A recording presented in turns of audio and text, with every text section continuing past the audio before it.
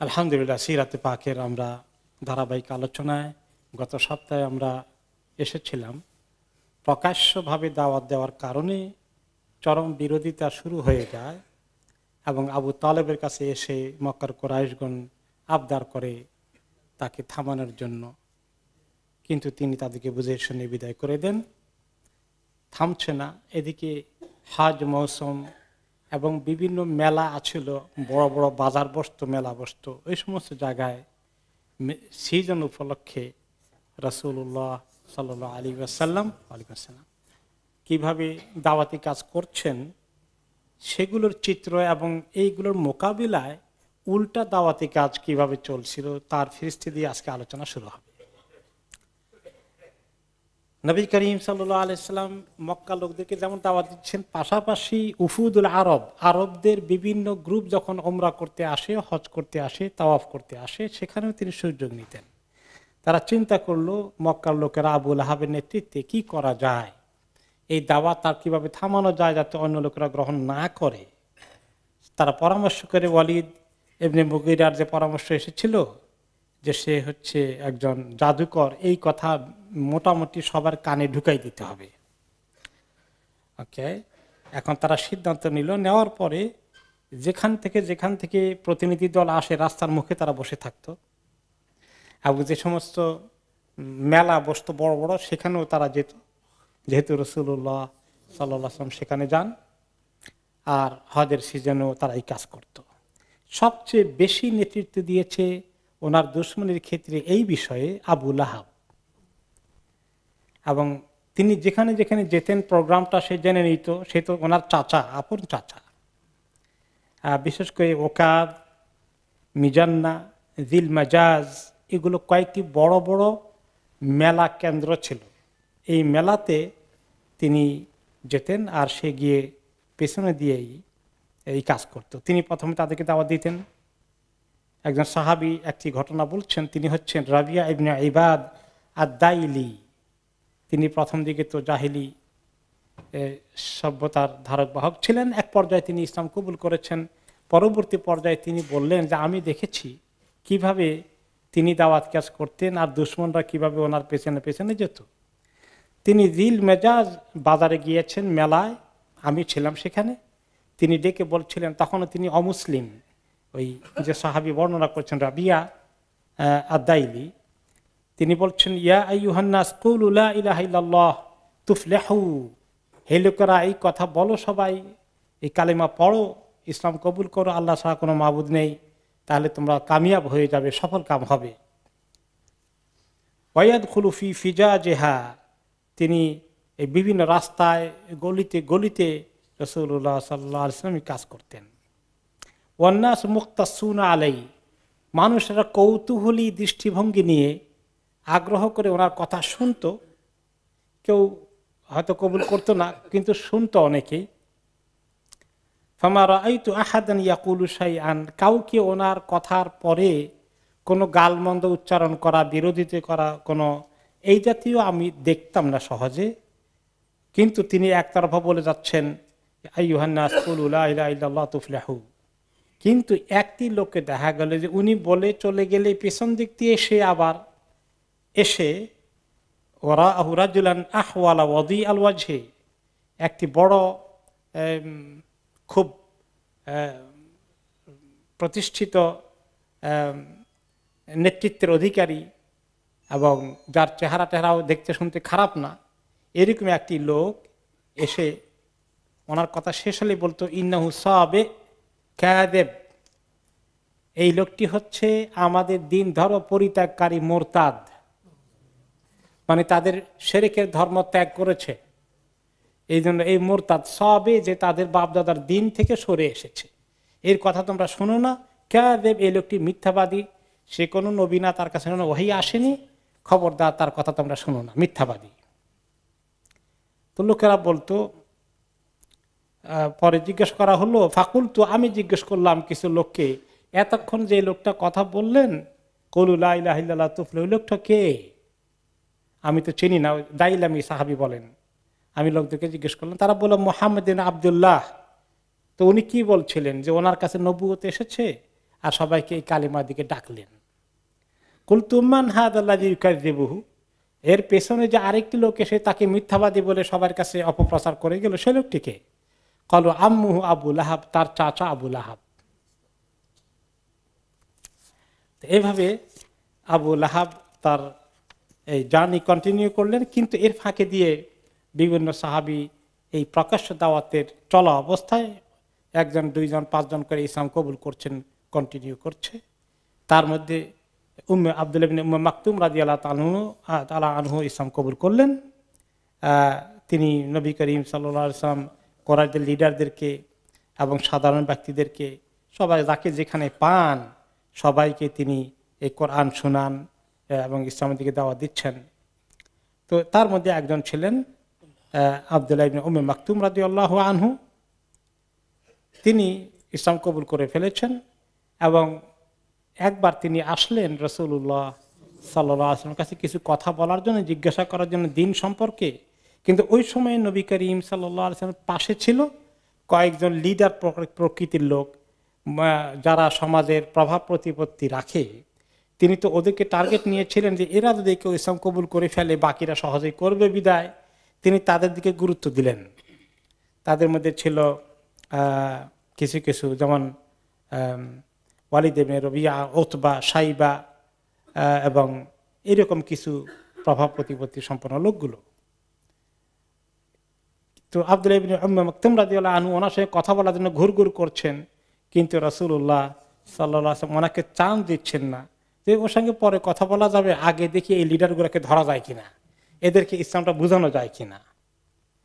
তো তখন তিনি উনি অ্যাপ্রোচ করলেও একটু গুরুত্ব দিলেন না, অ্যাভয়েড করলেন। আসলে এই নয় যে ইগনোর করেছেন, প্ল্যান করে তিনি মনে করেছেন যে আগে এদেরকে যদি আমি দাওয়াতটা দিয়ে ফেলতে পারি, এই বেচারা তো মুসলিম হয়ে গেছে, অসুবিধা নাই, তারা আমি পরবর্তী পর্যায়ে তার প্রশ্নের উত্তর দিতে পারব।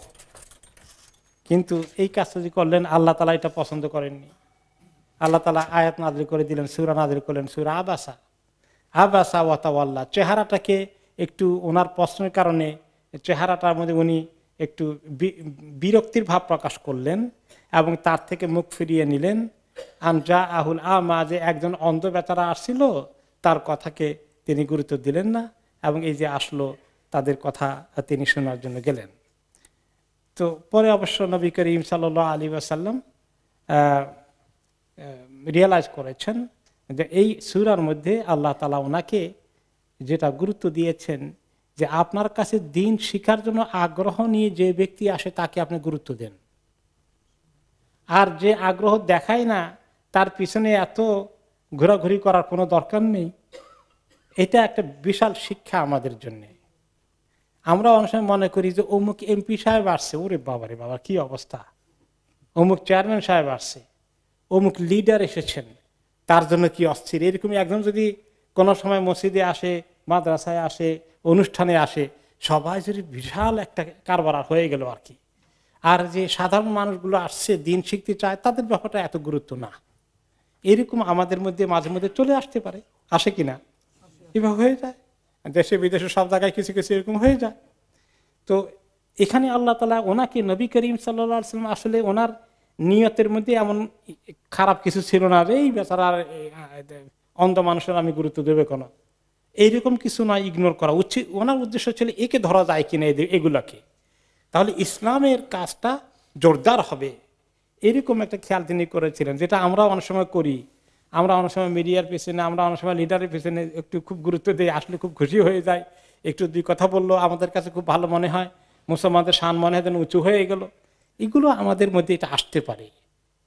এটা এই জন্য শুধু রাসূলুল্লাহ সাল্লাল্লাহু আলাইহি ওয়াসাল্লামকে কারেকশন করা আল্লাহ তাআলার উদ্দেশ্য না, ওনার নিয়তের ভিতরে এমন কোনো খারাপ কিছু ছিল না অবশ্যই। কিন্তু এই উপলক্ষে মেসেজটা কাদের জন্য দিলেন? আমাদের জন্য, এই উম্মতের জন্য। এরকম সিচুয়েশন তোমাদের লাইফে আসবে। সিরাতে পাক পড়ার উদ্দেশ্য কি? আমরা ওনার জীবন থেকে প্রত্যেকটি কর্ম থেকে শিক্ষা নেব এবং সেই উপলক্ষে আল্লাহ তাআলা ওনাকে কোথায় কিভাবে গাইড করেছেন, কোথায় ওনার কোনো কাজ আল্লাহর পছন্দ হয়নি সেটাকে কারেকশন করেছেন, আবার সেটার মধ্যে আমরা ঢুকে যাই কিনা। তাহলে এই জন্য এখানে আমাদের লেসন হচ্ছে যে আল্লাহ তাআলা ওনাকে কারেকশন করে দিলেন, আমাদের জন্য শিক্ষা। আর যারা ইসলাম শিখতে চায়, মুসলিম হোক নন মুসলিম হোক, তাদের প্রতি আমাদের গুরুত্ব বেশি দিতে হবে। আর যারা ইসলাম শিখতে চায় না, এই দেশে আসি বিধায় এই দেশের কথা যদি আমরা বলি, তাদের সঙ্গে আমাদের ওয়েলকামিং অ্যাটিটিউড তো থাকবেই, যেই আসুক। কিন্তু ওইটার গুরুত্ব যদি অপরিসীম হয়ে যায়, আর যারা ইসলাম শিখতে আসে এটার গুরুত্ব আমাদের কাছে কম হয়ে যায়, তাহলে কিন্তু এটা একটু উল্টা হয়ে যেতে পারে। এখানে আমাদের জন্য একটু কেয়ারফুল থাকতে হবে। আব্দুল্লাহ ইবনে উম্মে মাকতুম রাদিয়াল্লাহু আনহু, ওনার ব্যাপারে পরবর্তী পর্যায়ে মা আয়েশা রাদিয়াল্লাহু তাআলা আনহা বলেছেন যে, বা তার আগে ইমাম কুরতুবী রহমতুল্লাহ আলাইহি বলেন যে নবী করিম সাল্লাল্লাহু আলাইহি সাল্লামের এই বিষয়টা, ওনার যে কোনো আব্দুল্লাহ ইবনে উম্মে মাকতুমকে ইগনোর করার কোনো উদ্দেশ্য ছিল না। তিনি জানেন যে তিনি মুসলিম, তার মধ্যে কোনো অসুবিধা হবে না তার কথা এখন না শুনলে। তার এক্সাম্পল তিনি দিয়েছেন, ইন্নী লা উতির রাজুলা ওয়া গায়রুহু আহাব্বু ইলাইয়া মিনহু খাশিয়াতান ইউকিব্বাহুল্লাহু ফিন্নার। যে কোনো সময় গনিমতের মাল, রাষ্ট্রীয় বাইতুল মাল থেকে কোনো সময় যখন তিনি সাহাবীদেরকে দিতেন, তো যারা ভালো মানের সাহাবী তাদেরকে কম দিতেন, আর যেগুলো দুর্বল মনা, না দিলে নেফাক ঢুকে যাবে, ওদেরকে বেশি করে দিতেন কোনো সময়।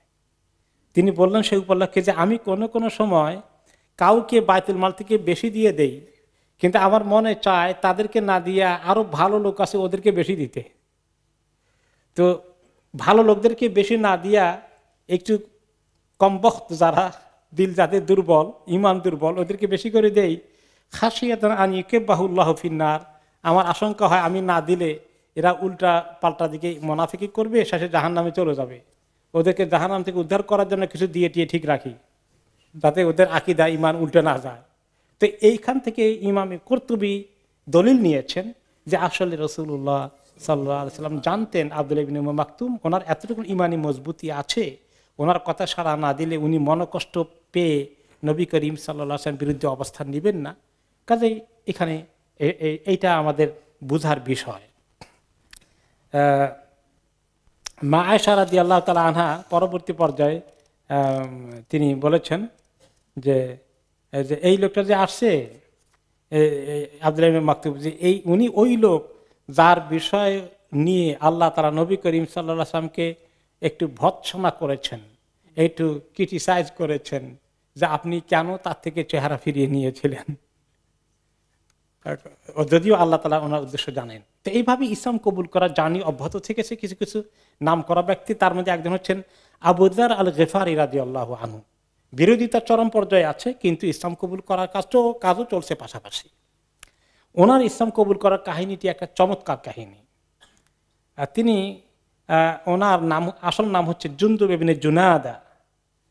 উনি যদিও একদম প্রথম দিকে না, প্রকাশ্য কাজের শেষ দিকেই বলতে গেলে উনি ইসলাম কবুল করেছেন। তিনি আসলে একজন ভালো মানুষ ছিলেন অরিজিনালি, আবু যার আল গিফারি রাদিয়াল্লাহু আনহু। তিনি সত্যি মনে হয় না ইসলামকে তালাশ করছিলেন কোথায় পাওয়া যায় হক দিন, কোথায় পাওয়া যায়। কিছু লোকের মধ্যে এরকম ন্যাচারাল ফিতরাতান হকের আগ্রহ আল্লাহ তাআলা পয়দা করে দেন। মাঝে মধ্যে ইসলাম কবুল করতে আসে আমাদের এখানে লোকজন, দেখা যায় তাদের ইতিহাস শুনলে যে তারা মনে হয় যেন কিছু একটা খুঁজছিলেন কোথায় রাইট দিন পাওয়া যায়। ফিতরাতান আল্লাহ তাআলা যাদের যেটা দিয়েছেন, এইরকম কিছু লোকদের মধ্যে ছিলেন আবু যার আল গিফারি রাদিয়াল্লাহু আনহু। উনি বলেন যে ওনার নিজে বর্ণনা করেছেন পরবর্তী পর্যায়ে নিজের কাহিনীটি, যে খারাজনা মিন কওমিনা গিফার আনা ওয়াখি ওয়া উনাইস ওয়া উম্মুনা। তো আমরা একটু বের হয়েছিলাম আমাদের কওম থেকে, আমরা খুঁজছিলাম। তো আমি বললাম যে আপনারা একটু, ফাকালা উনাইস, আমার ভাই উনাইস এবং আমার মা, তিনজন, ইন্না লি হাজাতান বিমাক্কা ফাকফিনি হাত্তা আতিয়াকা। তা ওনারা হয়তো বেদুইন কবিলা ও মাঝে মধ্যে এক জায়গা থেকে আরেক জায়গায় চলে যান। তো আমরা যখন এক জার্নি থেকে এক বেদুইন এলাকা থেকে আরেক বেদুইন এলাকাতে গেলাম, আমরা তিনজন আছি এক পরিবারের। তো আমাদের মধ্যে আমার ভাই ওনাইস বললেন যে আমার মক্কা একটু কাজ আছে, আপনারা এখানে থাকেন, হাত্তা আতিয়াকা, আমি ওখান থেকে কিছু খোঁজ খবর নিয়ে আসি। তো আবু যার বলেন যে আমার ভাই যে গেলেন বেশ কয়েকদিন পরে আসলেন। ফাকুলতু মা হাবাসাকা, এত দেরি করলেন কেন, কি ছিল মক্কায়? ক্বালা লাকিতু রাজুলান ইয়াজুমু আন্নাল্লাহা আরসালাহু আলা দীনিক। আমি এমন এক লোককে পেলাম, তুমি যে কি একটা খোঁজো শহীদিন, সে বলে আল্লাহ নাকি তাকে ওই দিন নিয়ে পাঠিয়েছে। এরকম এক লোকের খবর পেলাম। ফাকুল তোমা ইয়াকুলুন নাসুল্লাহু, লোকেরা তাকে কি গ্রহণ করেছে, না তাদের রিয়াকশন কি, পাবলিক কি বলে? ক্বালা ইয়াকুলুনা ইন্নাহু শাইর ওয়া সাহির ওয়া কাহিন, তারা মেজরিটি দেখলাম যে তাকে গ্রহণ করেনি, বলেছে সে তো কবি, কেউ বলেছে সে জাদুকর, কেউ বলেছে সে গণক। ওয়াকানা ওনাইসুন শায়রান, তো ওনাইস নিজেও, আবু যর গফারির ভাই ওনাইস, তিনি নিজেও কবি। তো ওনাইস বলছেন, সামি'তু কাওলাল কুহান, আমি কিন্তু অনেক গণকদের কথা শুনেছি, ফামা ইয়াকুলু বিকাউলিহিম, উনি তো তাদের মতো এরকম কোনো কথা বকবক করে বলেন না, মন্ত্রতন্ত্র পড়ে যেগুলো কিছু করেন না। ওয়াকাদ ওয়াদাআতু কাওলাহু আলা আকরাইশ শি'r, আর আমি তো যেহেতু নিজেই কাব্য চর্চা করি, কবিতা চর্চা করি, আমি কবিতার সঙ্গে মিলিয়ে দেখলাম তার কোনো কথাও কবিতার সুরের সঙ্গেও মিলে না। ফাওয়াল্লাহি মা ইয়ালতাইমু লিসানু আহাদিন আন্নাহু শি'r, কোনো ভালো মানে বিবেক সম্পন্ন মানুষ বলতে পারে না যে উনি কিছু কাব্য চর্চা করছেন, কবিতা চর্চা। নো, আল্লাহি ইন্নাহু লাসাদিক, আমার কাছে মনে হয়েছে তিনি অবশ্যই একজন সত্যবাদী, সত্য ক্লেমই করছেন। ওয়া ইন্নাহুম লাকাযিবুন, আর আমার কাছে মনে হলো বাকিরা সবাই যারা বলছে ওনার বিরুদ্ধে এই সমস্ত অপপ্রচার করে, এরাই আসলে মিথ্যাবাদী, এতটুকু আমার কাছে মনে হলো। ফাকাল আবু যর হাল আনতা কাফিয়া হাত্তা আনতালিকা ফাআনজুর, বলে যে আপনি তো মোটামুটি কিছু যাচাই বাছাই করলেন, মনে হয় কনফার্ম এখনো হন নাই, মনে হয় বলছেন, তো আপনি থাকেন, আপনি এখন বসেন এখানে এলাকায় থাকেন, আমি যাই এবারে ফাইনাল ভালো ইনভেস্টিগেট করার জন্যে। বলে না, ঠিক আছে। ফাকুন মিন আহলি মক্কা আলা হাদার ফাইন্নাহুম কাদ শানিফু লাহু ওয়া তাজাহামু লাহু, তো ওনাইস আবার বলে দিলেন, যাবা তো ঠিকই, কিন্তু খেয়াল রাখবেন ভাই, মক্কা লোকেরা কিন্তু তার বিরুদ্ধে বড় অবস্থান নিয়েছে, যদি টের পায় যে আপনি তার দলে তার দিকে ঝুঁকছেন বা তাকে তালাশ করছেন, তাকে খুঁজতে যাচ্ছেন, তাহলে কিন্তু আপনার 12টা বাজিয়ে দিবে, খুব সাবধানে থাকবেন কিন্তু কেউ যেন টের না পায়।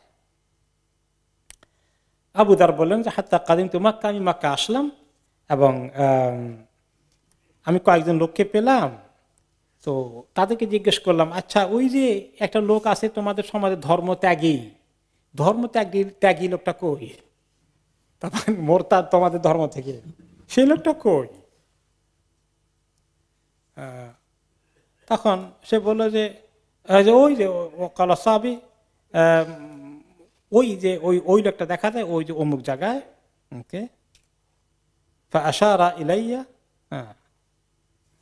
আইনা হাদার রাজুল, ফাআশারা ইলাইয়া ওয়া ক্বালা সাবি ফামালু আহলুল ওয়াদি আলাইয়া বিকুল্লি মাদারাতিন ওয়া আযমিন হাত্তা খারারতু মাগশিয়ান আলাই। দেখি আমি যখন বললাম এই লোকটা কই, এখন তো আমি তাদের আক্রমণের শিকার হয়ে গেলাম, এই তো বোধহয় তার তরিকা খুঁজতে আসছে, এখন আমার দিকে তারা সবাই ইট পাথর নিক্ষেপ করা শুরু করে দিল, আমি তো বেহুশ হয়ে পড়ে গেলাম। যখন উঠলাম দেখি যে আমার চেহারা মধ্যে ক্ষত বিক্ষত হয়ে গেছে তাদের ইটে। এরপরে আমি কি করব, এখন এই বিপদ আপদে বিদেশি মানুষ, আমি জমজম পানি খেলাম, আমার এই রক্ত এগুলো মুছে ফেললাম।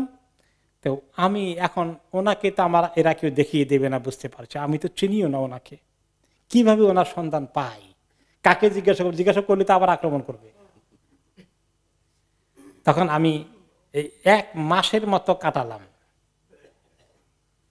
আর অপেক্ষা করি যে কোনো সময় দেখানি হয়ে যায়, তাকে দেখতে পাই কিনা।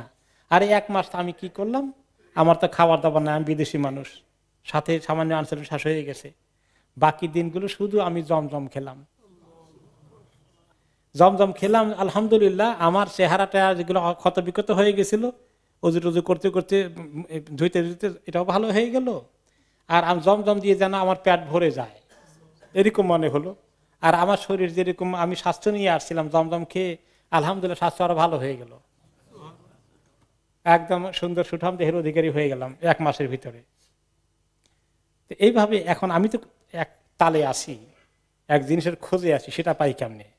তা আমি রাতেও জেগে থাকি, অনেকে ঘুমাইলে যে রাতে কোনো সুযোগ পাই কিনা। তো একদিন চন্দ্রের ভালো আলো আছে, ওই রাত্রে আমি অপেক্ষায় আছি কাবা ঘরের পাশে। তখন দেখতে পাচ্ছি যে সবাই ঘুমিয়ে গেছে আশেপাশে, আর কেউ এখন তাওয়াফও করছে না, জাহেলি জামানায় কিন্তু তারা তাওয়াফের কাজ কন্টিনিউ করতো। তবে দেখলাম 2 জন মহিলা শুধু তাওয়াফ করতে আসছে, নিরিবিলি তারা 2 জন মহিলা তাওয়াফ করছে। তাওয়াফ করতে এসে তারা ইসাফ আর না এলার কাছে খুব দরখাস্ত দিচ্ছে। ইসাফ আর না এলা এই 2 মূর্তি, এই ইসাফ হলো পুরুষ মূর্তি আর না এলা হলো মহিলা মূর্তি। তো এই দুটোর ঘটনা কি? এই দুটো অরিজিনালি এদের ব্যাপারে আরবদের কাছে প্রচলিত ছিল। এই 2 জন জেনা করার জন্য কাবা ঘরের ভিতরে ঢুকছিল জাহেলি জামানায়, এবং সেখানে জেনা করা অবস্থায় তারা আল্লাহর কাছ থেকে অভিশপ্ত হয়ে যায়।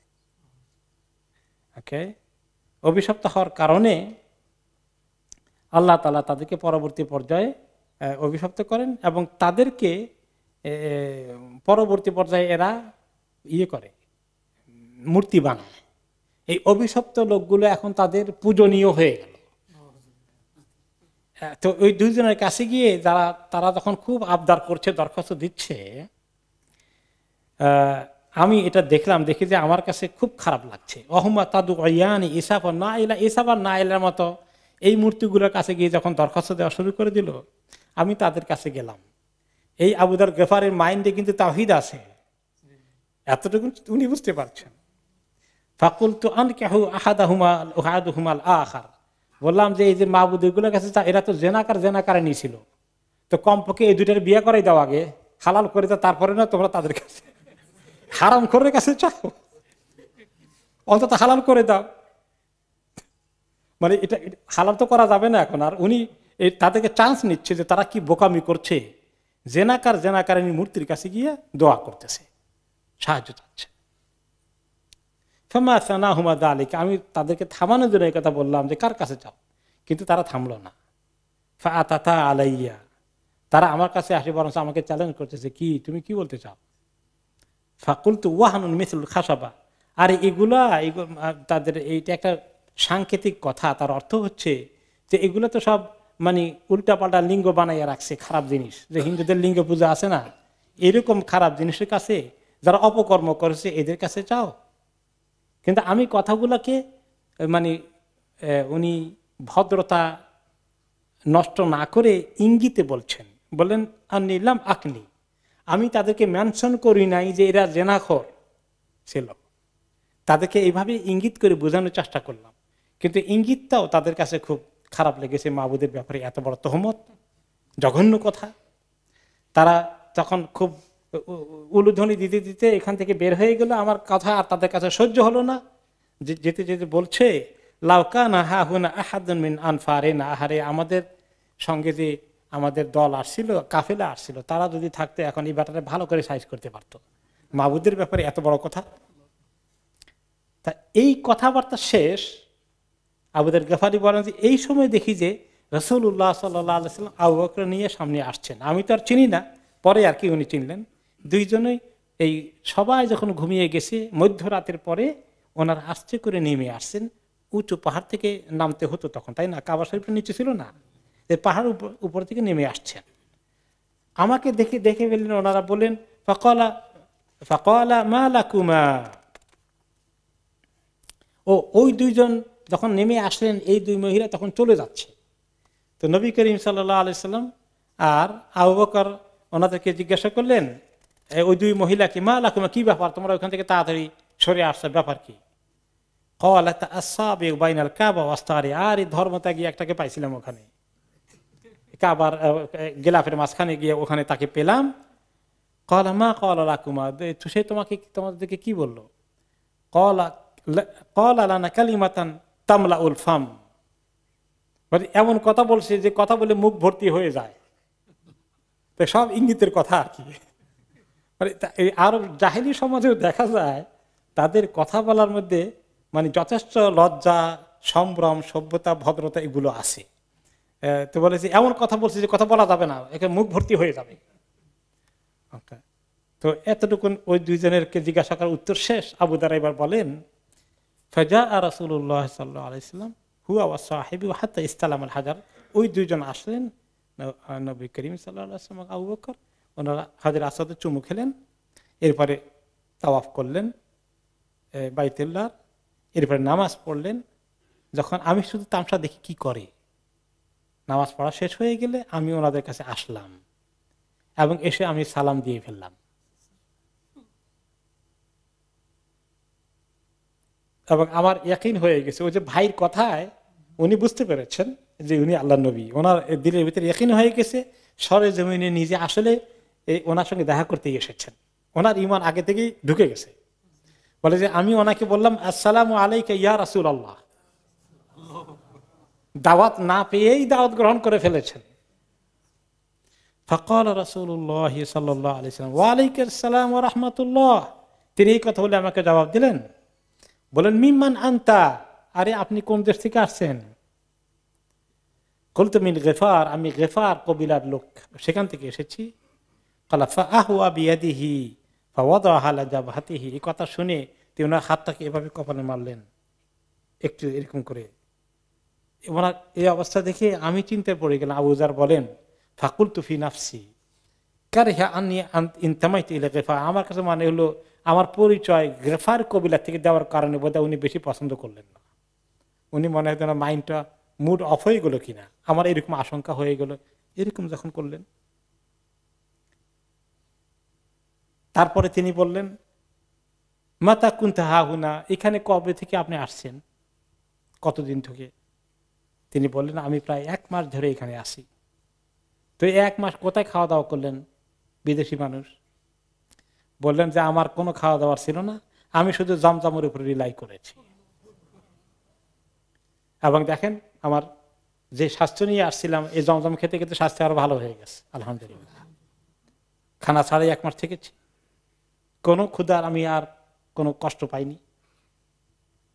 ফাকাল রাসূলুল্লাহ সাল্লাল্লাহু আলাইহি ওয়াসাল্লাম ইন্নাহা মুবারাকাতুন ইন্নাহা তাআমু তুমিন, তিনি বললেন জমজমের পানি অত্যন্ত বরকতময়, মুবারক পানি। আর এখানে এই জমজম পানির মধ্যে যার খাবার খাওয়ার ব্যবস্থা নেই তার খাবারের সমস্ত উপাদান আছে। অন্য হাদিসে কিন্তু তিনি বলেছেন ইন্নাহা তাআমু তুমিন ওয়া শিফাউ সুকমিন, জমজম হচ্ছে খাবারের সমস্ত উপাদান এখানে আছে, খাবারের কাজ করে দেয়, আর যার রোগ বালাই আছে তার জন্য শেফার কাজ করে।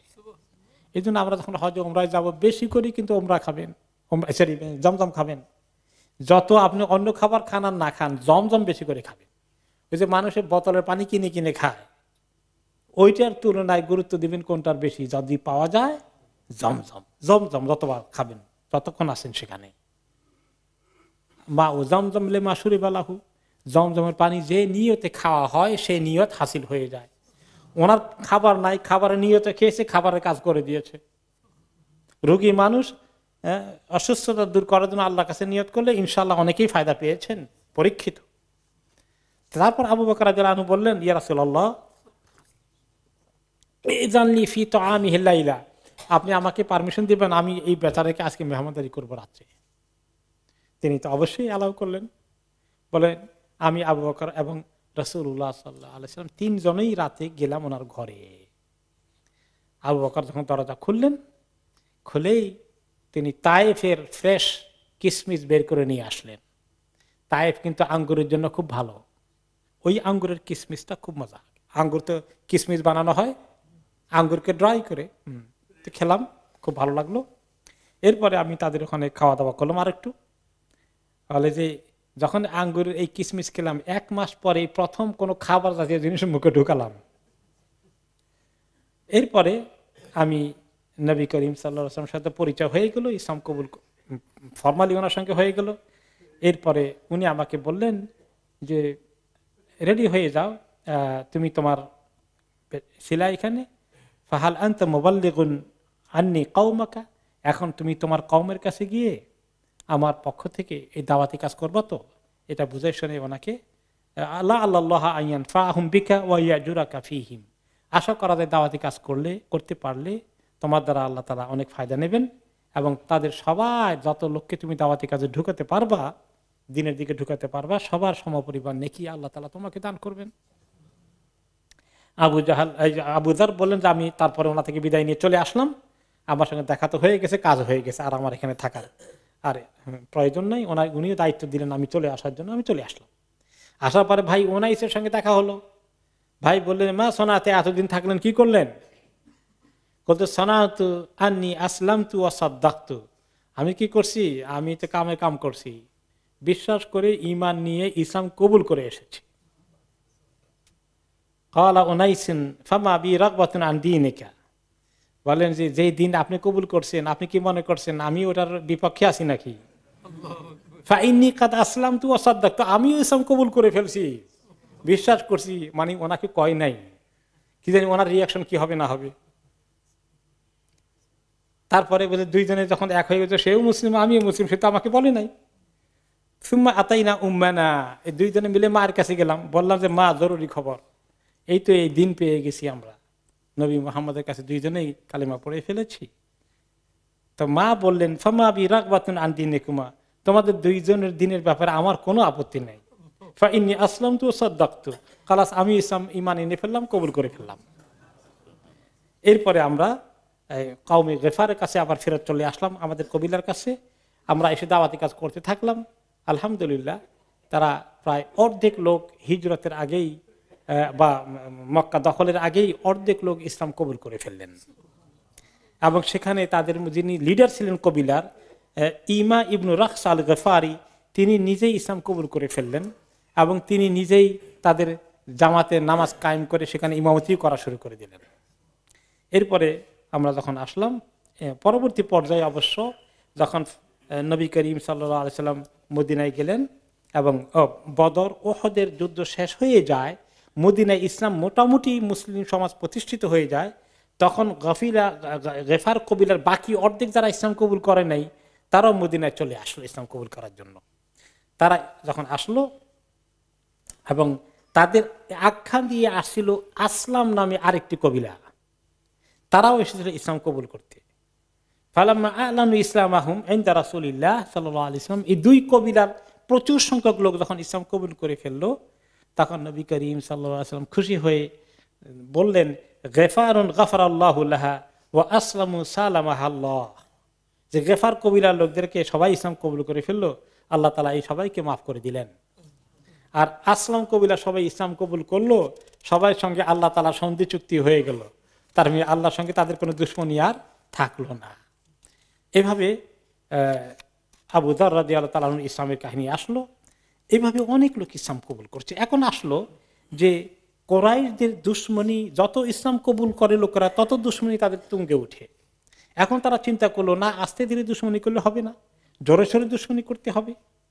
তখন তারা দুশমনী করার জন্য কি কি জিনিস অপপ্রচারের জন্য তারা একমত হলো। এক নম্বরে মনে আছে, ওনার ব্যাপারে কি বলার জন্য এগ্রি করলো, ওয়ালিদ ইবনে মুগিরার পরামর্শে তিনি জাতি করল। 2 নম্বরে তারা, গত সপ্তাহে বলেছিলাম, তারা বলল যে আরেকটি বিষয়ে তারা কন্ট্রোভার্সিয়াল করে ফেললো, সেটা কি? কোরআন। কোরআনের ব্যাপারে এটা আল্লাহ থেকে নাজিল হওয়া কিতাব নয়, বরঞ্চ এটা হচ্ছে তার মন গড়া কথা, নবী মুহাম্মদের মন গড়া কল্প কাহিনী। এবং সেই কথাগুলোর জবাব আল্লাহ তাআলা কোরআনে পাকে দিয়েছেন ওই সময় আয়াত নাজিল করে দিয়ে।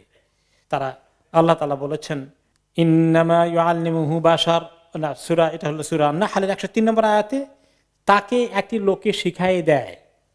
তারা একজন লোক আবিষ্কার করেছে, যে লোকটা এই তাওরাত জম্বুল অনেক পড়েছে, পড়ে রাতের বেলা অন্ধকারে ওনাকে ঘরের মধ্যে অনেক তালিম দেয়, দিয়ে শিখাই দেয়, আর পরের দিন সকালে আসিনি বলেন আমার উপরে ওহী নাজিল হয়েছে, অমুক সূরা নাজিল হয়েছে, তমুক সূরা নাজিল হয়েছে।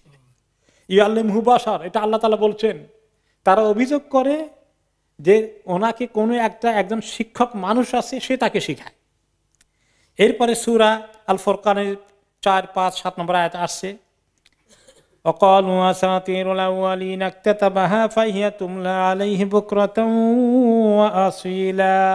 এই কোরআন ওহী কিছু না, এগুলো আগের জমানার লোকদের বিভিন্ন কিসসা কাহিনীগুলো বিভিন্ন কিতাব থেকে জোগাড় করা হয়েছে, কেউ কেউ লিখে লিখে তার জন্য কম্পাইল করে রেখেছে, আর তাকে সকাল সন্ধ্যায় এগুলো তাকে বলে দেওয়া হয়। ওই সময় ওই আয়াত নাজিল হয়েছে বলে সে ক্লেম করে। ইন হাযা ইল্লা ইফকুন ইফতারাহু ওয়া আ'নাহু আলাইহি কওমুন আখারুন।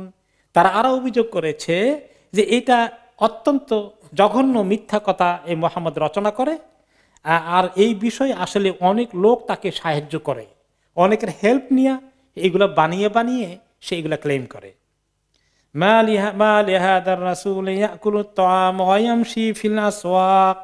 আর একটা যুক্তি কি ছিল, মানুষ কেমনে নবী হয়, কেমন এই নবী যে খানা দানাও খায় আবার বাজারেও যায়, আবার তিনি নাকি আল্লাহ নবী হন। এই সমস্ত অভিযোগ তাদের চলছে খুব জোরে সোরে। এরপরে আসলো যে তাদের কাহিনীর মধ্যে আপনারা শুনেছেন ওয়ালিদ ইবনে মুগীরা জাদুকরের কাহিনী বলেছে। তাদের মধ্যে আরেকটি ঘটনা আছে যে নদর ইবনে হারিস আরেক দুষ্ট প্রকৃতির লোক ছিল তাদের ভিতরে। নদর ইবনে হারিসের পরিচয় হচ্ছে সে আসলে ইসলামের দুশমনীতে নেতৃত্ব দিয়েছে, নেতৃস্থানীয় লোক তাদের মধ্যে ছিল, এবং সে খুব ভালো জানতো, কাহিনী জানতো, তার কিছু ইতিহাস আসতেছে সামনে। কুরাইশদের অন্যতম বড় একটা দুষ্ট প্রকৃতির লোক ছিল এই ওয়ায়ানসুবুল্লাহুল আদাওয়া। সে সবসময় নবী করিম সাল্লাল্লাহু আলাইহি ওয়াসাল্লামের দুশমনীতে কি কি বুদ্ধি বের করা যায়, বুদ্ধিবৃত্তিক তরিকা, ইন্টেলেকচুয়াল লাইনে, সে বুদ্ধিজীবীদের তরিকা এই কাজ করত। সে আসলে হিরা এলাকায় গিয়েছিল, যেটা বর্তমান সিরিয়া এলাকায়, যেটা ছিল আন্ডার কনস্টান্টিনোপল কায়সারদের কন্ট্রোলে ছিল। সেখানে লেখাপড়া ছিল, তারা কিছু গল্প কাহিনী বিভিন্ন তাওরাত জবুর ছাড়াও এগুলো তাদের মধ্যে প্রচলিত ছিল। তাআল্লামা বিহা আহাদিসা মুলুকুল ফরস ও হাদিসে রুস্তম, এবং সে আসলে ও পারস্য সম্রাটদের কাহিনীগুলো সে জানতো, পড়তো। যেমন আমাদের দেশে ফেরদৌস নামে একটা কবির কাহিনী আছে না, শাহনামা। এটা কত হাজার বছরের আগে লেখা হয়েছে, প্রায় 2500 বছর আগে লেখা হয়েছে। তো এগুলো আমাদের দেশে কবিতা আকারে শাহনামা পরে আসছে। এইরকম সে, এই লোকটা রুস্তম এবং পারস্য সম্রাটের কাহিনী অনেক কিছু সে শিখে লেখাপড়া করে এসেছে। এসে সে আরবদের মধ্যে মাঝে মধ্যে এগুলার কিছু সেশন করত। এখন তার মধ্যে মাথায় বুদ্ধি আসলো, আরবরা তাকে ধরলো, তুমি তো ভালোই কিছু জানো লেখাপড়া, তোমাকে দিয়ে আমরা এই নবী মুহাম্মদের এই দিন প্রচারের কাজের দুশমনীতে একটু ব্যবহার করব তোমাকে। সে নিজে খুবই ইন্টারেস্টেড, নিজেই বললো যে আসো আমি তোমাদেরকে হেল্প করবো। ওকে, তো সে প্ল্যান করলো। ফাকানা ইদা জালাসা রাসূলুল্লাহ সাল্লাল্লাহু আলাইহি ওয়াসাল্লাম মাজলিসান, কোন জায়গায় যদি নবী করিম সাল্লাল্লাহু আলাইহি ওয়াসাল্লাম কিছু লোকের সমাবেশে গিয়ে কিছু কথা বলতেন, দাওয়াতি কাজ করতেন, ওয়া হাযযারা কাওমাহু মা আসাবা মিন ক্বাবলাহুম মিনাল উমামি মিন নিকমাতিল্লাহ, যে অন্যান্য জাতিরা আল্লাহর দুশমনী করার কারণে কওমে হুদ, কওমে নূহ, কওমে সালেহ কিভাবে আল্লাহর নবী দুশমনী করার কারণে ধ্বংস হয়েছে, এগুলা বলার পরে তাদেরকে দাওয়াত দিয়ে যখন তিনি উঠে চলে আসতেন, অতঃপর সেই মজলিসে সমাবেশে আবার সে বলতে, শোনো, এতক্ষণ তো তার কথা শুনছো, এখন আমার কথা শোনো। আনা ওয়াল্লাহি ইয়া মাশারা কুরাইশ আহসানু হাদিসান মিনহু, আমি তার তুলনায় অনেক ভালো বক্তৃতা করতে পারবো, শোনো। ওমা হাদিসু ইলা আসাতিরুল আউয়ালিন ইকতাতাবাহা, সে তো আগের জামানার কিছু কাহিনী, কিসসা কাহিনী শুনে এগুলা তোমাদেরকে শিখে এসে বলে। ফাহালুমা ইলাইয়া, আমার কথা শোনো এখন। ফাআনা উহাদ্দিসুকুম আহসানা মিন হাদিসি, তার কথার চেয়ে আমার কথা অনেক ভালো হবে, আমার বক্তব্য অনেক ভালো হবে। সুম্মা ইউহাদ্দিসু আন মুলুকি ফারিস রুস্তম, পারস্য সম্রাটদের কাহিনীগুলোকে সে এখন বিভিন্ন শাহনামার মতো বিভিন্ন গল্প কাহিনী তাদেরকে অনেকক্ষণ বলল। বলার পরে নিজেই আবার বলে, বিমাদা মুহাম্মাদুন আহসানু হাদিসান মিন্নি, এত কথা শুনে না আমার থেকে, কি কারণে মুহাম্মদ আমার থেকে ভালো কথা বলতে পারে? বুঝতে পারছো, প্রশ্নই আসে না, আমি কত ভালো বলছি দেখো না। ওকে, এবং সে অনেক আরেক কোন রেওয়ায়েতে আছে, সে বলছে সাউনজিলু মিসলা মা আনজালাল্লাহ, মুহাম্মদ বলে তার কাছে নাকি আল্লাহ নাজিল করে, আমি তার চেয়ে ভালো করে আরো বেশি দামি কথা নাজিল করতে পারবো। আল্লাহ তাআলা তাকে এমন শাস্তি দিয়েছেন, তাকে বদরের যুদ্ধে আলী রাদিয়াল্লাহু আনহু হাতে আল্লাহ তাকে দুনিয়া থেকে নিপাত করে দিয়েছেন। তার ব্যাপারে কোরআনে পাকে আল্লাহ তাআলা বলেছেন,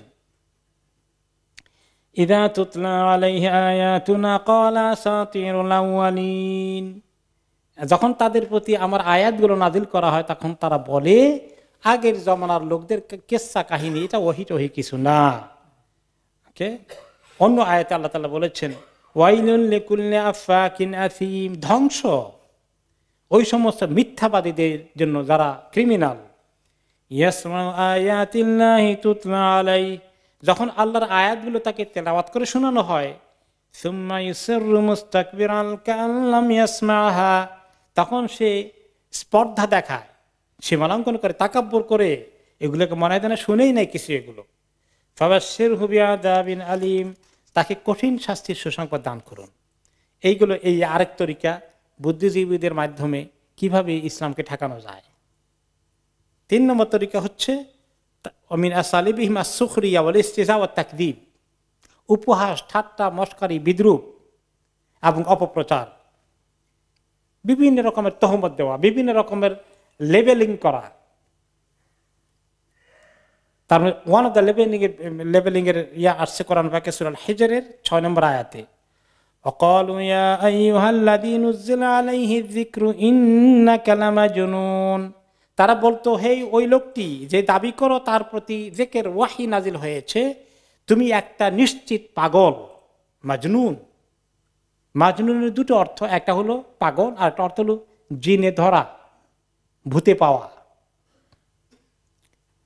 তারপরে আবার তারা বলতো কবিতার কথা, জাদুর কথা।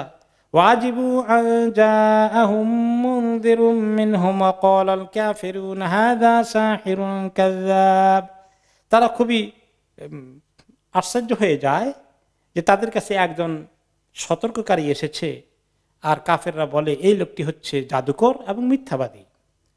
বাল ক্বালু আদগাসু আহলামিন বাল ইফতারা বাল হুয়া শাইর, তারা বলে এগুলো কিছু সে স্বপ্নে বোধহয় উল্টাপাল্টা কিছু দেখে আর শুনে ওগুলো।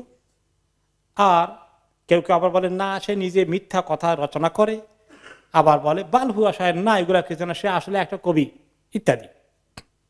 তারা এখন এগুলো তেলাওয়াত শুনে এখন চিন্তা করে কোন কোন তরিকার লোকদেরকে থামানো যায়, কারণ তার কথার মধ্যে তো অনেক আকর্ষণ আছে, লোকেরা তো এদিকে ঝুঁকে পড়বে।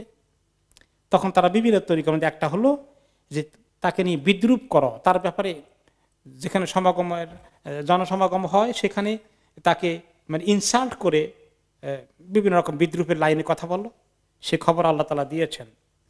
وقالوا قلوبنا في أكنة مما تدعونا إليه وفي آذاننا وقر ومن بيننا وبينك حجاب فاعمل إننا عاملون, সবাইকে এই কথা বলো যে আমাদের অন্তরের মধ্যে তালা দেওয়া আছে, বন্ধ আছে, এটা খুলবে না তোমার কথায়, আর আমাদের কানের মধ্যে কিছু পর্দা দিয়ে ব্যারিয়ার লাগানো আছে, তোমার কথা সেখানে ঢুকবে না, আর তুমি যা কিছু বলো তোমার মধ্যে আর আমাদের মধ্যে বিশাল একটা দেওয়াল খাড়া করানো আছে, তুমি তোমার কাজ করো, আমরা আমাদের কাজ করে যাব।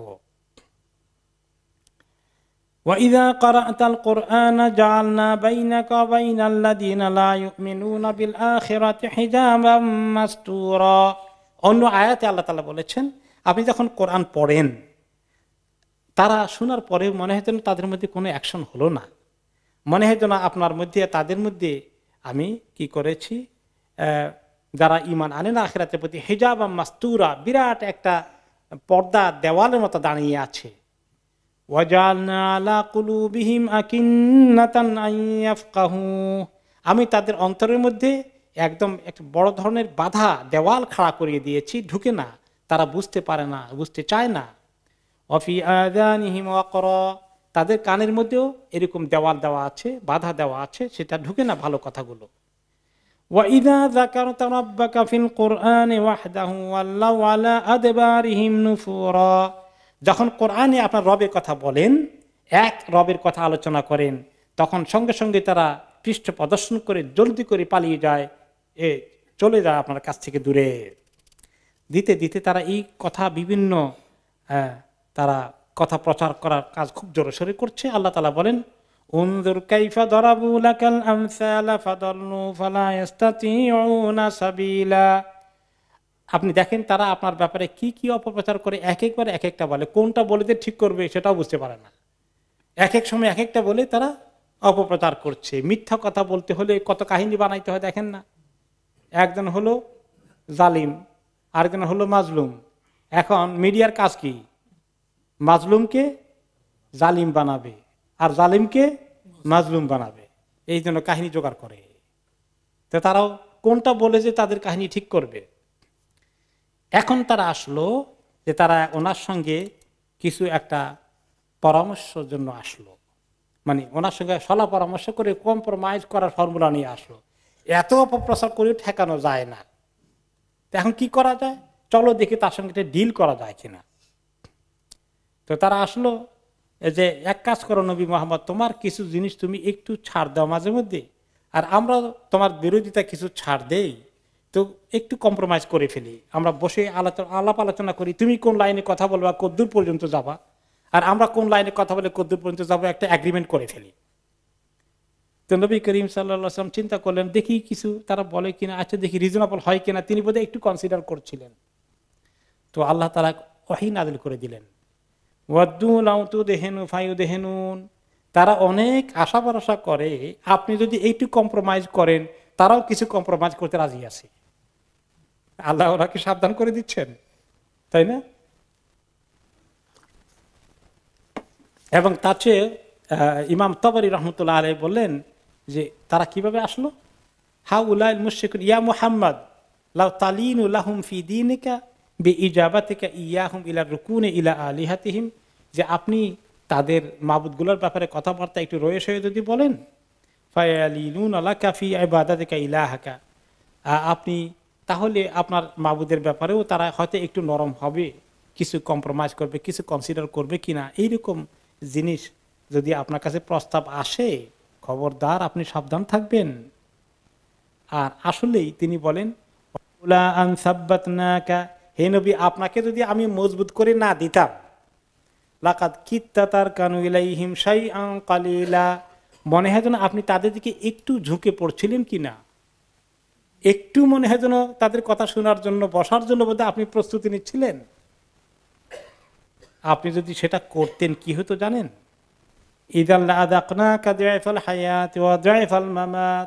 তাহলে আমি আপনাকে এই দুনিয়ার জীবনে ডবল ডবল শাস্তি দিতাম, মৃত্যুর পরেও আপনাকে ডবল ডবল শাস্তি দিতাম।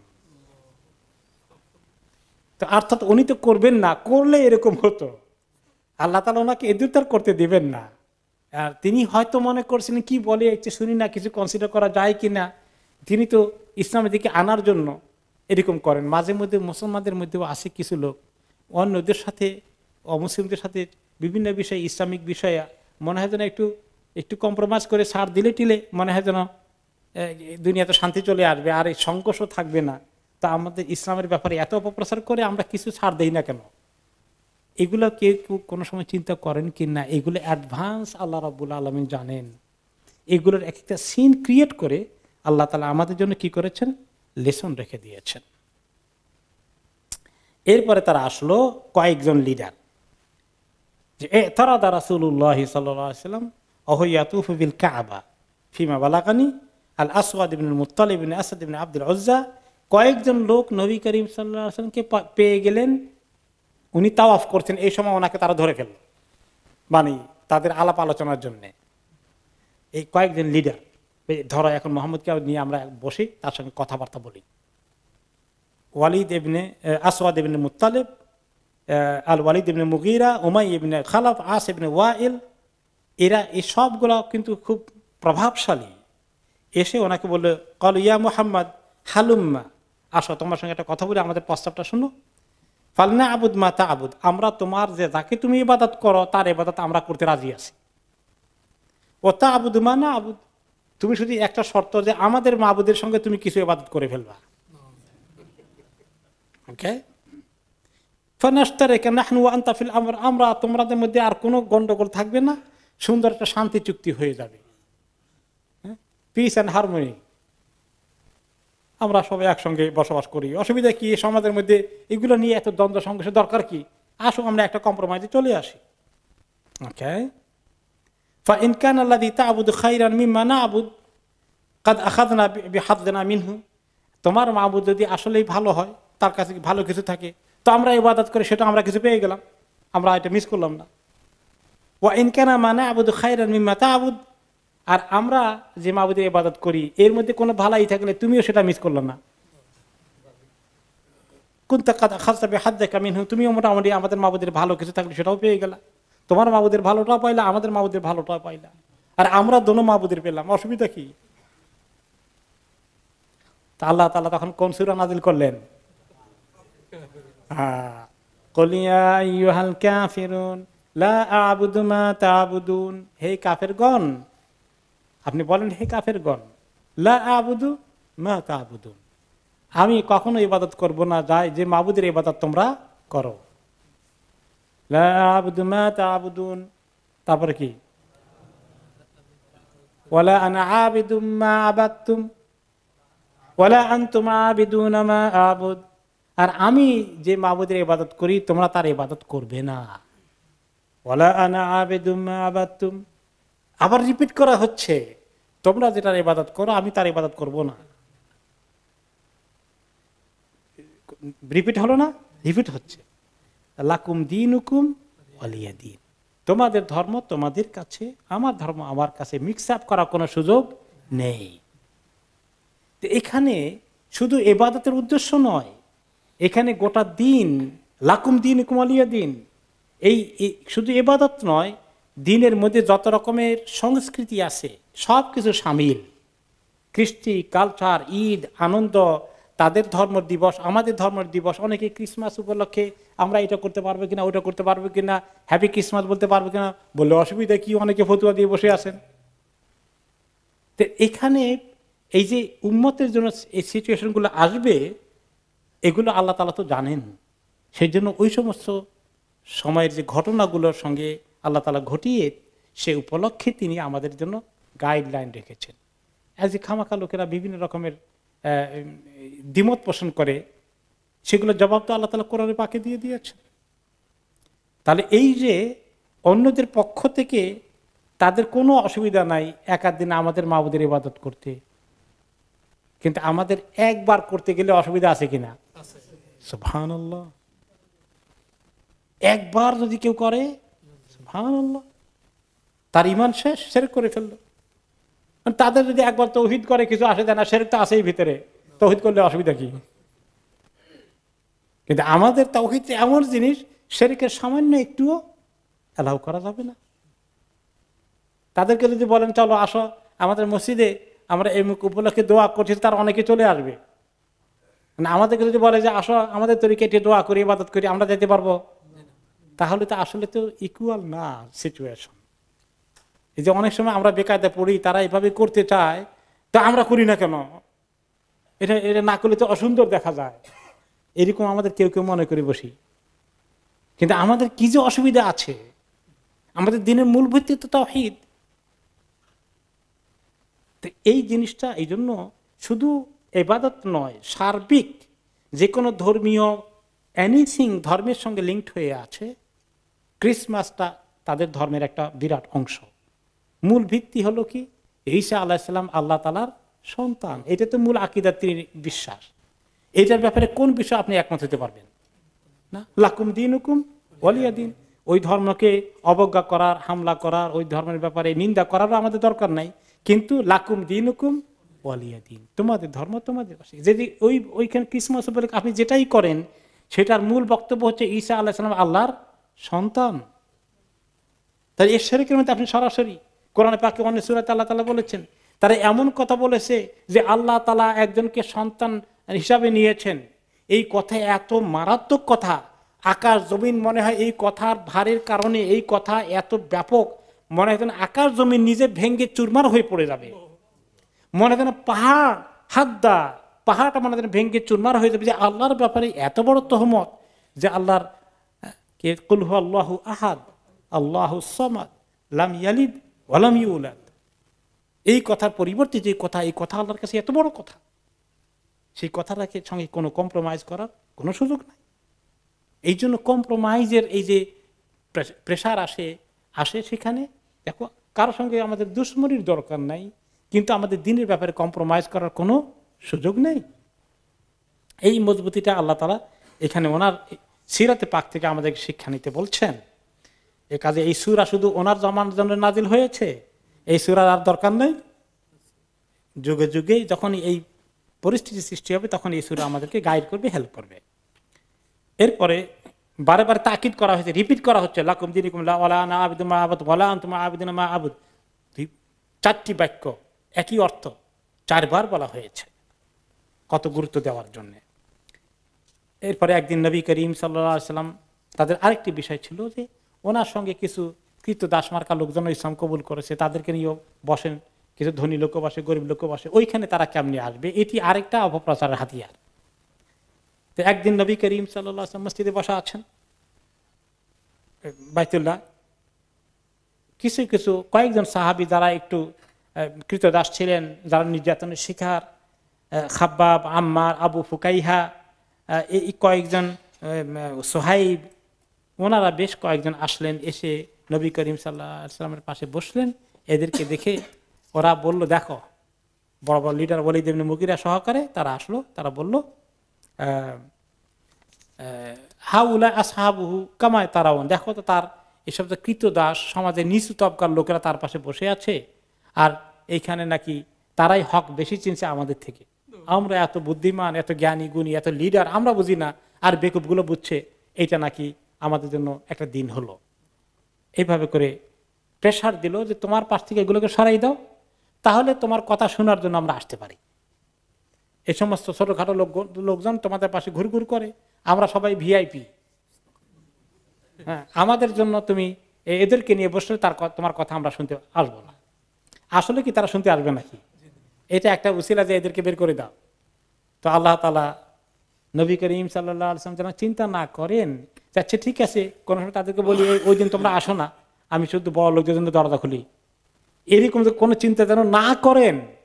আল্লাহ তাআলা অ্যাডভান্স নোটিশ দিচ্ছেন রাসূলুল্লাহ সাল্লাল্লাহু আলাইহি ওয়াসাল্লামকে, ওয়ালা তাতরুদিল্লাযীনা ইয়াদউনা রাব্বাহুম বিলগাদাতি ওয়াল আশি ইউরিদুনা ওয়াজহা, খবরদার, আপনার কাছে যে লোকগুলো এসে বসে সকাল সন্ধ্যায় আল্লাহকে ডাকে, তাদের রবকে ডাকে, তার সন্তুষ্টি যারা চায়, এই মুখলেস লোকগুলোকে খবরদার আপনি কখনো দূরে সরিয়ে দিয়েন না, বের করে দিয়েন না।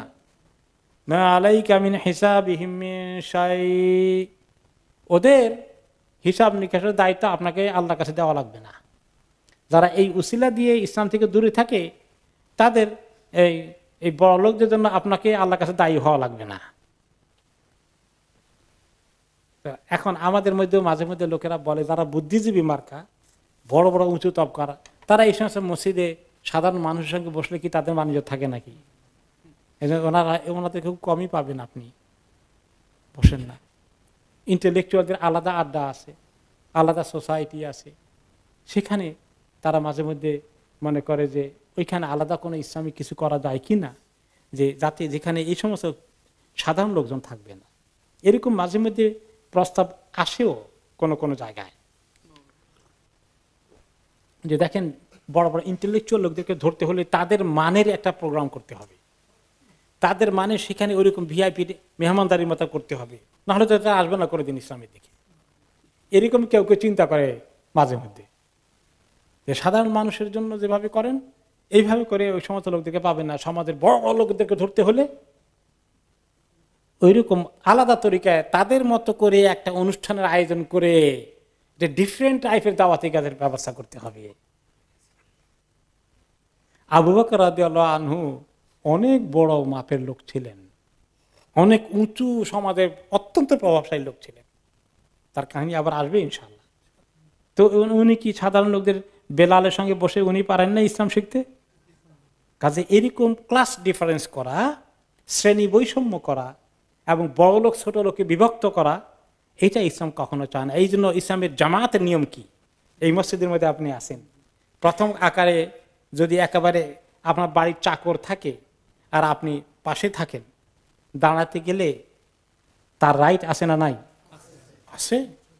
এবং সে আগের সাফে এসেছে, পিছনের সাফে যদি তার ইয়ে থাকে, তার বস থাকে, তাহলে রাইট আছে, সে তার বসের আগে দাঁড়াবে। এটা নামই ইসলাম, সার্বজনীন। মানুষকে ওয়ালাকাদ কাররামনা বানি আদম, সমস্ত মানুষকে আল্লাহ তাআলা সম্মানিত করেছেন। যারা নিজেদের এইরকম একটা হাই ক্লাস সোসাইটির মধ্যে নিয়ে গিয়েছেন, তাদের ভিতরে তাকাব্বর রয়েছে, গরুর রয়েছে। এই জন্য আবু জাহাল, আবু লাহাব এই তাকাব্বরের কারণে ইসলামকে কবুল করতে পারেনি। ইয়েতিম মুহাম্মদ সে হয়ে যাবে লিডার, আর আমরা এরকম প্রভাব প্রতিপত্তিশালী ধনী মানুষ। মিনাল কারিয়াতাইন আযীম, ওহী নাযিল করবেন আল্লাহ তাআলা তো এরকম একটা এতিমের মতো মানুষ হয়েছে, তার ঘরে তার টাকা পয়সা তেমন কিছু নাই, আর আমরা এত ধনী লোক, তায়েফে একজন ধনী আছে আর মক্কা একজন ধনী আছে, তো এতে এই দুজন একজনকে আল্লাহ চুজ করতে পারলেন না? আল্লাহ তালা সেই কথা জবাব কোরআনে পাকি দিয়েছে। তো এই কথা আল্লাহ তালা ওনাকে সাবধান করে দিলেন। নবী করিম সাল্লাল্লাহু আলাইহি ওয়াসাল্লাম কখনোই এরকম কনসিডার করেননি। এভাবে নবী করিম সাল্লাল্লাহু আলাইহি ওয়াসাল্লাম দাওয়াতি কাজে অ্যাডভান্স হতে থাকলেন, কন্টিনিউ করলেন, বাধা বিপত্তির ঠেলেও তিনি চলে যাচ্ছেন।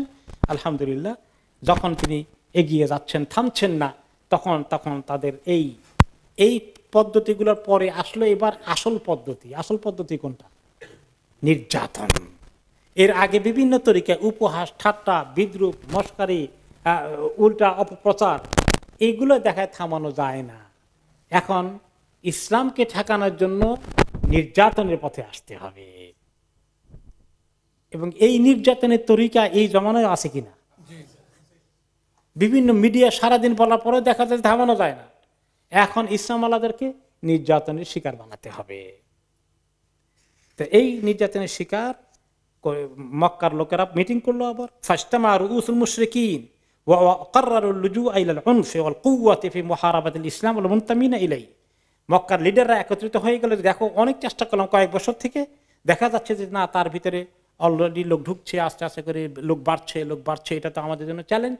আমাদের সকল কর্মসূচি অপপ্রচার, বুদ্ধিবৃত্তিকভাবে কবি, জাদুকর ইত্যাদি বলা, এবং তার পিছনে ভালো ভালো লোক নাই, নাম করা লোক নাই, আসে মাত্র কিছু কীর্তদাস মার্কা, এগুলো বলা টলা কোনো কাজই হলো না। এখন আমরা চূড়ান্ত নির্যাতনের পথে যেতে হবে।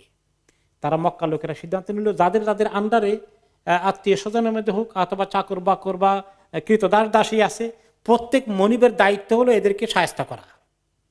এবং মক্কার থেকে তারা চিঠি পাঠালো বিভিন্ন জায়গায়, বিভিন্ন কবিলায়, তোমাদের প্রত্যেক কবিলায় তোমরা খোঁজ করে দেখো কে ইসলাম কবুল করেছে, এবং তাদের উপরে যারা প্রভাবশালী আছে তাদেরকে ধরে এনে তারা শায়েস্তার কাজ করবে। এভাবে শুরু হয়ে গেল তাদের সিদ্ধান্ত কার্যকরী করা। ওকে, কিন্তু শুধুমাত্র আল্লাহ তাআলা তখনও নবী করিম সাল্লাল্লাহু আলাইহি সাল্লামকে হেফাজত করেছেন, যে ওনার গায়ে হাত তারা তুলতে পারেনি। ইমাম ইবনে কাইয়্যিম রাহমাতুল্লাহ আলাইহি বিষয়টাকে বলেছেন যে আল্লাহ তাআলা একটা বিরাট হিকমত এখানে কাজ করেছে। আবু তালেব ইসলাম কবুল না করে ওনার ডিফেন্ড করছেন, আর ওরা সুবিধা করতে পারছে না যে আবু তালেব তো তাদের দিনে এখনো আছে, দিনে আসে না এখনো মৃত্যুর আগ পর্যন্ত, কিন্তু ওনাকে ডিফেন্ড করছেন। এখন তারা আবু তালেবের বিরুদ্ধেও যেতে পারে না, যে উনিও লিডার, আর উনি বলেছে আমি তো আব্দুল মোত্তালেবের দিনের মধ্যে আছি। তো তিনি বলেন যে হয়তো আবু তালেব ইসলাম মিস করেছে। আল্লাহ তাআলার মানসা ছিল যে তাকে ইসলামে না এনে বাইরে রেখেই নবী মুহাম্মদের সাহায্য বেশি হবে, কারণ ইসলাম কবুল করে ফেলে আবু তালেব নিজেই তাদের আক্রমণের শিকার হয়ে যেতেন। আর কিসের মুহাম্মদ সাল্লাল্লাহু আলাইহি ওয়াসাল্লামকে ডিফেন্ড করবেন? ইসলাম কবুল না করিয়ে আল্লাহ তাআলা তাকে দিয়ে, তাদের তরিকার লোক যেহেতু, তারা তার সঙ্গে সুবিধা করতে পারছে না, এই জন্য। আর নবী করিম সাল্লাল্লাহু আলাইহি ওয়াসাল্লাম ব্যক্তিগত চরিত্র, গ্রহণযোগ্যতা, ওনার উপরে সরাসরি আক্রমণ করার মতো সাহস, হিম্মত আল্লাহ তাদেরকে দেয়নি। কিন্তু অনেক সাহাবীরা আক্রমণের শিকার হয়ে গেলেন। আর যে সমস্ত ক্রিমিনালগুলো এই আক্রমণের লিড নিত, তাদের লিস্ট উলামায়ে কেরাম সিরাতে পাকি বের করেছেন। এই লিস্টের মধ্যে অনেকেই স্বয়ং নবী করিম সাল্লাল্লাহু আলাইহি ওয়াসাল্লামের আত্মীয় গোষ্ঠীর মধ্যে আছে। এক নম্বর লিস্ট হলো আবু লাহাব, উনি তার চাচা। তারপরে হলো আবু সুফিয়ানের সঙ্গে ওনার সম্পর্ক কি? আত্মীয়তার। শ্বশুর তো পরে হয়েছে, সে বহুত পরের ঘটনা, আগের কথা বলেন। চাচা তো ভাই। উতবা ইবনে রাবিয়া, শাইবা ইবনে রাবিয়া, উকবা, আবু সুফিয়ান ইবনে হারব আরেক আবু সুফিয়ান, হাকাম ইবনে আবিল আস, নাদর ইবনুল হারিস, যার কথা একটু আগে পড়লাম আমরা, আবুল বাখতারি, আবু জাহাল, ওয়ালিদ ইবনে মুগীরা, আস ইবনে ওয়াইল, উবাই ইবনে খালাফ, আসওয়াদ ইবনে মুত্তালিব, আল আসওয়াদ ইবনে আব্দ ইয়াগুস। এই 16 জন বড় ধরনের দুষ্কৃতিকারী, বড় লিডার ইসলামী দুশ্মনী তারা করেছিল। এরাই সমস্ত সিদ্ধান্ত নিত, এবং কোরাইশ বংশের লোকদেরকে ছাড়াও মক্কার আশেপাশে অন্যান্য কবিলার কাছে তারা চিঠিপত্র পাঠানো শুরু করে দিল, এবং তারা একদিন একদিন করে আক্রমণের শিকার বানালো। বিশেষ করে এমনকি ওসমান ইবনে আফফান রাদিয়াল্লাহু তাআলা আনহু, উনি তো ইসলাম কবুল করে ফেলেছেন বেশ আর্লি টাইমেই। উনি তো নাম করা মানুষ, তারপরে ওনাকেও তারা টার্গেট বানিয়েছে। ওনাকে কে শাস্তি দিত? ওনার চাচা হাকাম ইবনে আবিল আস, চাচা তো মুরব্বী এই কায়দায়। ফায়ুসিকুহু রিবাতান, ওনাকে বেঁধে ফেলত। ওয়ায়াকুলু লাহু আতারগবু আন মিল্লাতি আবাইকা ইলা দীনিন মুহদাস, ইলা দীনিন মুহদাস, যে তুমি তোমার পূর্বপুরুষের দিন ধর্ম ছেড়ে একটা বেদাতি দিন, নতুন দিন, বেদা মুহদাস মানে বেদাত, এইরকম একটা নতুন দিনের মধ্যে তুমি ঢুকছো। আল্লাহু লা আখুল্লুকা আবাদান হাত্তা তাদা মা আনতা আলাইহি মিন হাযাদ দ্বীন, আমি তোমাকে এই শৃঙ্খল থেকে কখনো মুক্তি দেব না যতক্ষণ না এই দিনকে তুমি ছেড়ে না দাও। ফায়াকুল ওসমান রাদিয়াল্লাহু আনহু, তিনিও জবাব দিতেন মজবুত ভাবে, আল্লাহু লা আদআহু আবাদান ওয়ালা উফারিহু, কখনো দিন আমি ছাড়বো না, এই দিন থেকে আমি সরে আসবো না। ফালাম্মা রা আল হাকামু সালাবাতাহু ফি দীনিহি তারাকা, এক পর্যায়ে সে নিজে টায়ার্ড হয়ে পড়ে, ওনাকে শৃঙ্খলা খুলে দিয়ে ছেড়ে দিয়েছেন। এইগুলো ওসমান রাদিয়াল্লাহু আনহু। এরপরে আসলো জুবাইর ইবনে আওয়াম রাদিয়াল্লাহু আনহু। ওনার চাচাও ওই আবু জাহালদের নির্দেশে যে প্রত্যেক মুরব্বীরা তোমাদের আন্ডারে লোকদেরকে কন্ট্রোল করো, নির্যাতন করো। তার চাচা ওনাকে পেঁচাতেন চাটাই দিয়ে, খেজুর গাছের চাটাই দিয়ে ওনাকে মোড়াই ফেলতেন রোল করে, এবং তারপরে আগুন জ্বালিয়ে ধোঁয়া সৃষ্টি করে ওনার নাকের মধ্যে গিয়ে ধরতেন, আর শাস্তি দিয়ে বলতেন ইরজি ইলাল কুফর, যে কুফরের দিকে, আমাদের ধর্মের দিকে আসো। ফায়াকুল জুবাইর লা আকফুরু আবাদান, আমি কখনো ছাড়বো না এই ধর্ম। জিন্নিরা রাদিয়াল্লাহু আনহা এক মহিলা, তিনি কৃতদাসী ছিলেন। আবু বকর রাদিয়াল্লাহু আনহু ওনাকে শেষ পর্যন্ত অত্যাচার থেকে, তারপর যখন নির্যাতন নেমে আসলো, উনি নিজে তাকে টাকা দিয়ে খরিদ করে কিনে মুক্ত করে দিলেন। ফাকালাত কুরাইশ মা আযহাবা বাসারাহা ইল্লা আল্লাতু ওয়াল উজ্জা, এই মহিলা জিন্নিরা এক পর্যায়ে অন্ধ হয়ে গেলেন। তখন তারা প্রচার করা শুরু করে দিল যে লাত আর উজ্জার অভিশাপে মহিলা অন্ধ হয়ে গেছে। ফাকালাত কাযাবু আবাইতিল্লাহ, আল্লাহর ঘরের কসম, তারা মিথ্যা কথা বলেছে। মা তাদুরুল্লাতু ওয়াল উজ্জা ওয়া মা তানফাআন, লাত উজ্জা আমার কোনো ক্ষতি করতে পারবে না, না কোনো উপকার করতে পারবে।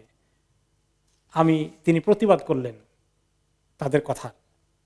ওনার এই শক্ত প্রতিবাদের ফলে ফারাদ্দাল্লাহু বাসারহা, আল্লাহ তাআলা আবার ওনার চোখ খুলে দিলেন, অন্ধত্ব আল্লাহ দূর করে দিলেন।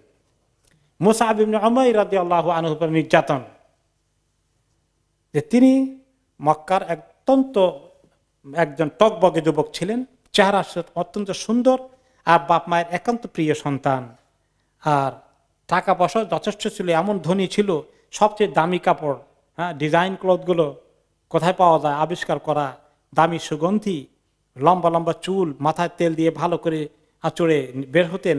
সবাই বলতো মা রাআইতু বিমাক্কা আহাদান আহসানা লিম্মাতান, মক্কা শহরে এত সুন্দর বাবরি চুলওয়ালা মুসাবের মতো আর দ্বিতীয় ব্যক্তি কেউ ছিলেন না।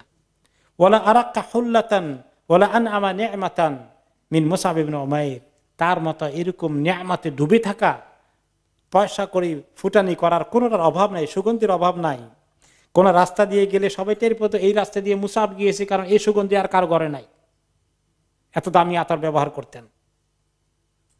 এরপরে তিনি যখন দিন ইসলাম খবর পেলেন, তিনি দারুল আরকাম ইবনে আবিল আরকামে গিয়ে গোপনে ইসলাম কবুল করলেন। তার মা বাবা এবং লোকদের দুশ্মনির ভয়ে লুকিয়ে রাখলেন ইসলামকে, গোপনে যেতেন। ওকে, কিন্তু একদিন এক লোকে দেখে ফেললো যে তিনি ইসলাম কবুল করে ফেলেছেন। তার ঘরে গিয়ে খবর দেওয়া হলো। এরপরে তার মা তাকে ধরে অ্যারেস্ট করে ফেলেন, বন্দি করে রাখলেন। বন্দি করতে করতে করতে করতে তারপরে শেষ পর্যন্ত দেখা গেল যে সে ছাড়বে না। তিনি একদিন ছুটে ফেললেন। কেমনে ছুটে তিনি চলে গেলেন আবিসিনিয়া হিজরত করে পরবর্তী পর্যায়ে। এরপরে ওনার কাহিনী ওখানে গেল। এরপরে নাহদিয়া নামে এবং এক কৃতদাসী এবং তার মেয়ে, এরা দুইজন ইসলাম কবুল করে ফেলেছিলেন। এবং কানাত আলী ইমরাত মিন বনি আব্দিদ্দারের এক মহিলার তারা ছিল কৃতদাসী। ফামাররা বিহিমা আবু বকর রাদিয়াল্লাহু আনহু গেলেন, যে তাদেরকে নির্যাতন করা হচ্ছে, আর মহিলা নির্যাতন করার বলে কোনোদিন তোমাদেরকে আমি মুক্ত করে দেব না, আর শাস্তি দিতেই থাকবো। আবু বকর রাদিয়াল্লাহু আনহু বললেন, হেল ইয়া উম্মে ফুলান ফাকালাত হেল আনতা আফসাদতাহুমা ফাআতিকহুমা, বলে যে তাদেরকে ছেড়ে দেন না, তাদেরকে ছেড়ে দেন, তাদেরকে মুক্ত করে দেন, যদি আপনি তাদেরকে পছন্দ না করেন, এত নির্যাতন করেন কেন? বলে ঠিক আছে, তুমি তো মনে হয় তাদেরকে নষ্ট করছো, তা তুমি তাদেরকে মুক্ত করো। আবু বকর বললেন কত টাকা লাগবে, আমি কিনে ফেললাম। ওহুমা হররাতানি, কিনি তাদের দুজনকে মুক্ত করে দিলাম। এভাবে আবু বকর রাদিয়াল্লাহু আনহুর হাতে অনেকেই মুক্ত হয়েছেন, এবং আরো নির্যাতনের কাহিনী আগামী সপ্তাহে আসবে। আমরা যেহেতু টাইম আমাদের পার হয়ে গেছে, আমরা এখানে আজকে শেষ করে দেই ইনশাআল্লাহ।